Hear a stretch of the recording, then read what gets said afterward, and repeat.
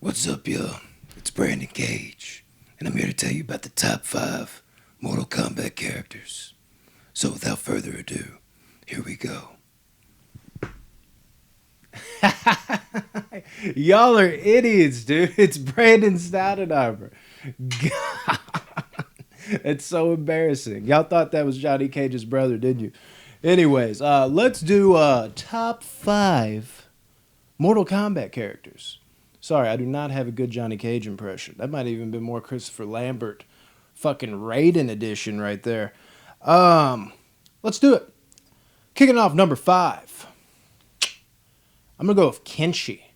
Yeah, fucking Kenshi, dude. Not enough people talk about some Kenshi. And I might venture to say that this is the best Mortal Kombat character after the rest. The best after the rest. And what I mean by that is, if you really look at it, a lot of their characters post shit, I don't know, even really like Mortal Kombat 2. There wasn't a whole lot of guys that like caught on, like that original set of people.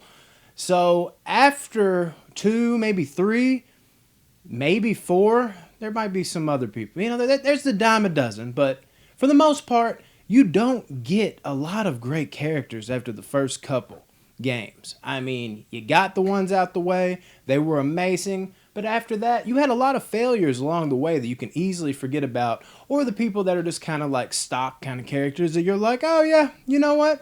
He's okay. I might play with him sometimes, but he's not a favorite of mine. And that does have something to do with, I guess, that we kind of cling to what we first know. But in a way, a lot of characters didn't really catch on. Kenshi, on the other hand, was definitely one that did, even though he's not on that hierarchy.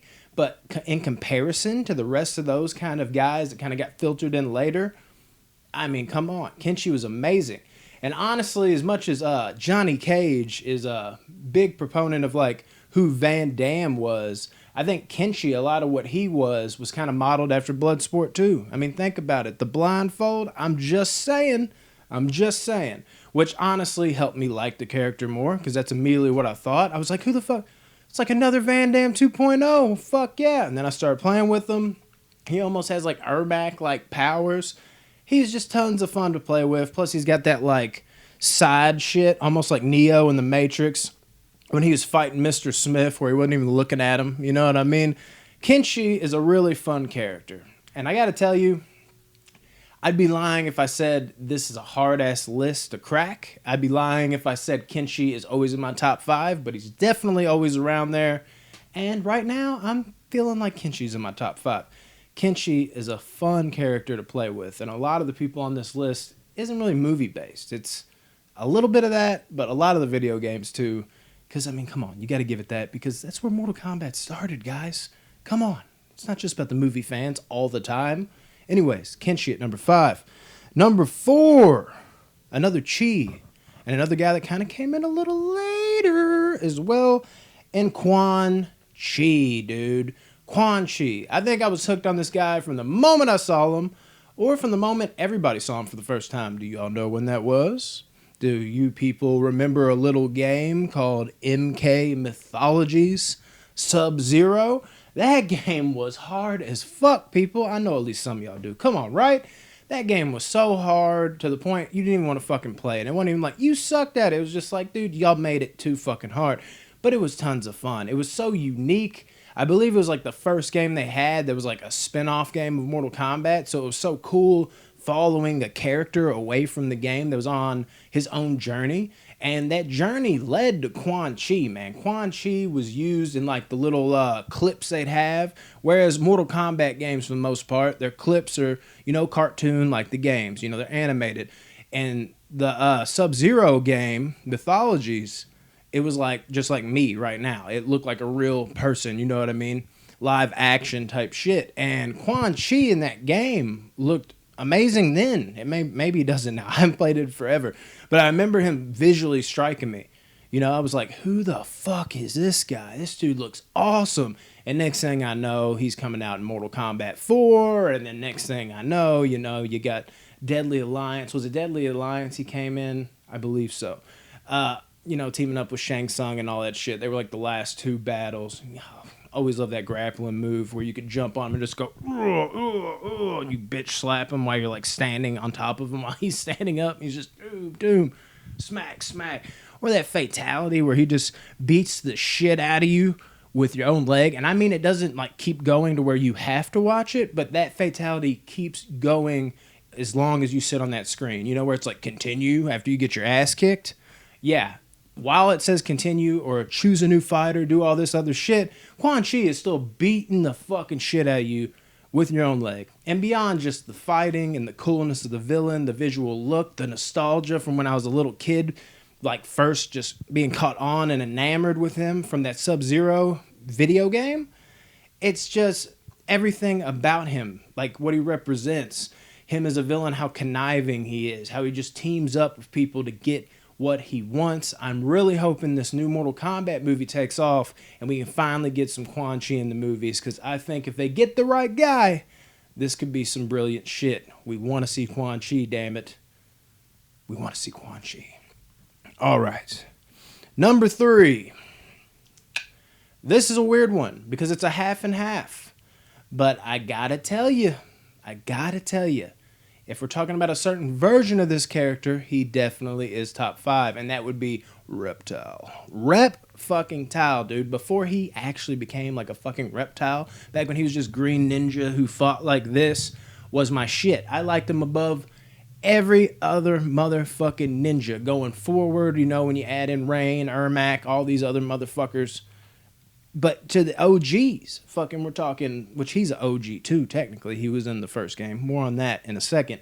But when you're looking at Sub-Zero and Scorpion, I liked him more in that regard too. I just love Reptile. Even the first fucking movie, a lot of people go to Scorpion's fight with Johnny Cage. I like Reptile's fight with Liu Kang even better. But there's something about Reptile, as he became more of a reptile, I just didn't like him as much. He lost his luster for me. I like the ninja look. What can I say? Maybe I'm fucking retro. But at the end of the day, when he was that version of Reptile, he was one of my all-time favorite characters. I still remember in the first game how you could like unlock a fucking fight with him. And I remember doing this and not knowing how the fuck I did it. And now looking back on it, because I actually looked up how you get to unlock a fight with him, I don't know how I did it even more. Like, I wonder if I had like a cheat code or something back then. I don't know. But unless I dreamed this, but I remember fighting this motherfucker and being like, who the fuck is that? And then, of course, he came in MK2. You know how your brain remembers shit weird. Maybe I'm going crazy. But I normally don't look shit up. I normally just do shit on the fly. It's more authentic that way. I think sometimes it hurts me because I think I have more knowledge than I do. But other times, I think the authenticity of it matches up. But I wanted to look up what it takes to get that fight in MK1 with Reptile. And it is a hell of a lot. Apparently, you need a double flawless victory. Okay. If you're playing on easy, maybe that's a little easier. But I always was more on, the very hard levels, as Mortal Kombat would put it. You have to be at a specific stage, that stage being probably the favorite stage, the pit stage. So you might end up being there anyways, right? The pit stage, that is. You have to do a fatality at the end on top of the flawless victories and at said pit stage. And then on top of that, you can't block. I can't lie. I don't block as much of other people that play this game religiously.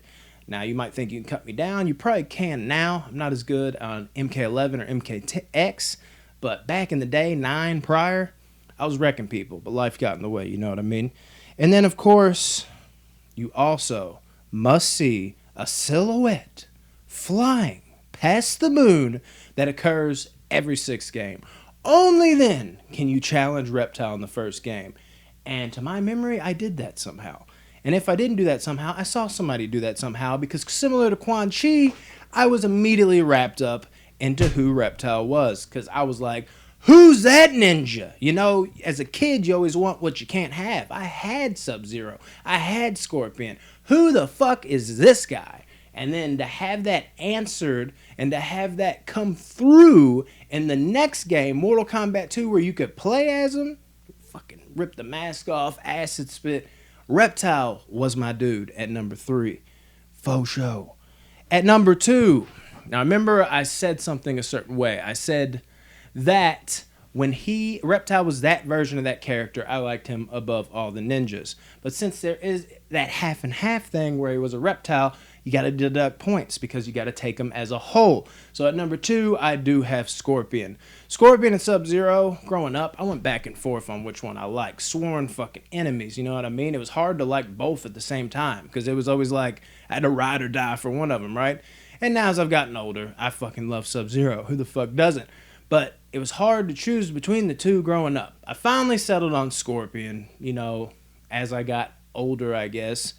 And I think it's just the fact that, I don't know, I think I not relate, like his move set just a little bit. There's just nothing better than that spear. Everybody knows that fucking spear. Even in the first Mortal Kombat movie, the look of his eyes from where they had to make him look undead, his lair that you got to go into, there was more to Scorpion than Sub-Zero. So I think that opened my eyes a little bit more from a younger standpoint because I couldn't keep up with the games as well as I could keep up with the movies because obviously you're paying attention more to a movie as a kid than you are a video game, I think.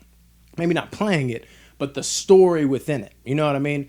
I don't know about you, but when I played a fighting game when I was younger, and there was a story, I was like, can we skip this? Not realizing the goodness of it, you know what I mean? Whereas the movie, I'm not skipping past anything. Maybe I'm skipping the fight scenes and I'm still getting a good, you know, feel of everything where I wouldn't get that in a regular one-on-one fight scene in a game. Scorpion is just legendary, man.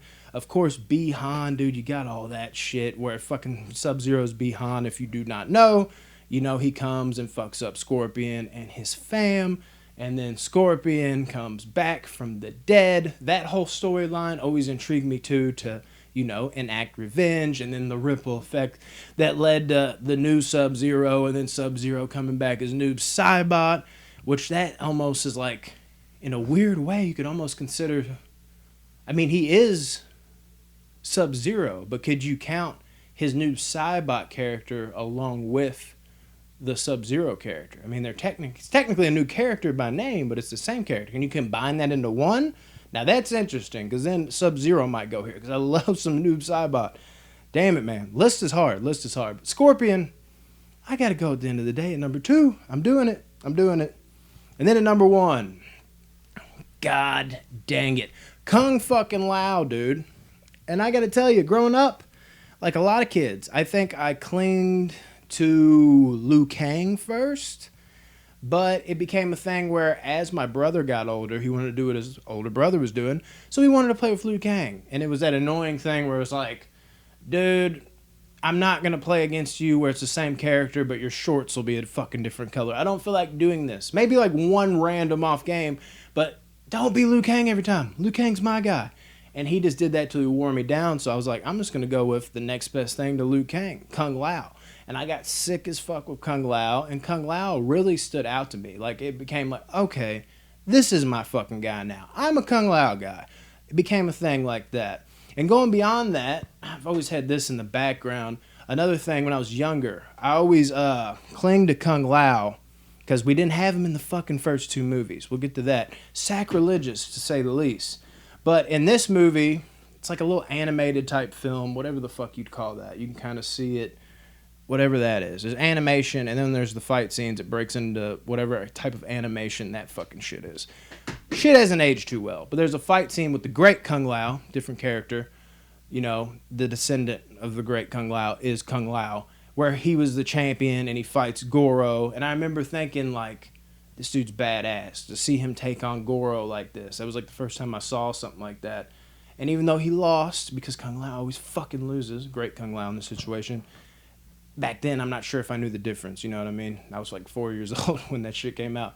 But I got stuck on him, dude. Like, I was like, that dude's just dope. And then the games, that dude's just dope. And then just being like, why is he not in the movie? And being mad, like, you know, wanting to stick up for my guy even more. Then they come out with the second one. Although abysmal, Annihilation, still, you don't have fucking Kung Lao in this movie? What are you doing? It's just the underdog aspect of him. And then on top of that, going back to kind of what I was talking about with my brother, me and him played the game Shaolin Monks. Still one of my favorite games of all time. Another one of those spin-offs where you follow Kung Lao and Liu Kang. And naturally, I was like, You got Liu Kang. By now I'm all in on Kung Lao, and it was always that thing. Like he's Liu Kang, I'm Kung Lao. You know what I mean? I'm Kung Lao. I'm Kung Lao to the point I'm like, damn dog, I am Kung Lao. You know, he became my favorite character through these kinds of things. And then spoiler alert, spoiler alert. Do not listen to any more of this. I'm gonna talk about the new movie. Are you gone yet? Are you gone? In the new movie, Kung Lao, again, the disrespect. This hurt my soul. Gets killed. Now, luckily, this is the Mortal Kombat universe, and you can be resurrected. But in that moment, dude, I swear to God, I yelled out in the theater when he had a fatality. Because I'm not the type of person to talk during a movie, but as an interactive type audience, fatality happened, people were clapping. People were like, let's go! You know, it was that type of atmosphere. So when Kung Lao did his that saw hat trick he does where he takes Natara through, cuts her down the fucking middle. Classic Kung Lao shit. Probably best fatality. At least he got that in the fucking movie. I yelled out, finally. And I think people in the theater were probably like, oh, finally we have some more fatalities. But actually that finally was like Kung Lao has arrived. You know, he arrived in the movie, but it was like, this is Kung Lao. Fuck yes, we got a legit Kung Lao in the movie. And I felt it, and it came out of me. I didn't mean to say, I was like, finally! The inner Mortal Kombat fan of me just yelled it to the rooftops. Because I felt that. The fact that he was disrespected, and not in the first one, not in the second one. And he's finally in it, an essential character. And then what happens like 5 minutes later? He gets killed. So, I love the new movie, but that hurt my soul. But I mean, this is just what happens to Kung Lao. Going back to the great Kung Lao. Watching him die in this movie. But I mean, you're watching it and you're like, that's fucking Kung Lao. But it's the same fucking look, you know what I mean? He's getting murdered by Goro, even in the fucking games. I mean, recent one, fucking Mortal Kombat 9, getting his fucking neck snapped. Like, mid fucking story mode. Kung Lao's either left out or killed too soon for somebody that's so important to the games. And it hurts. I hope he comes back. I really do. And hopefully we get more of these Mortal Kombat movies. But either way, you're still in my heart, brother. Yeah, that is my top 5 Mortal Kombat characters. And no, Johnny Cage didn't make it. Although he probably, when I was a little kid, man, it's like I was playing with Van Damme, right? I was all about that. But anyways, guys, appreciate y'all as always. Top 5 Mortal Kombat characters. And I don't believe I said it at the beginning of the video, so I'll say it now. Thank you to Jacob William Dudgeon for another great top 5, sir. Dun dun dun dun dun dun dun dun dun dun dun dun dun dun dun. See y'all bitches.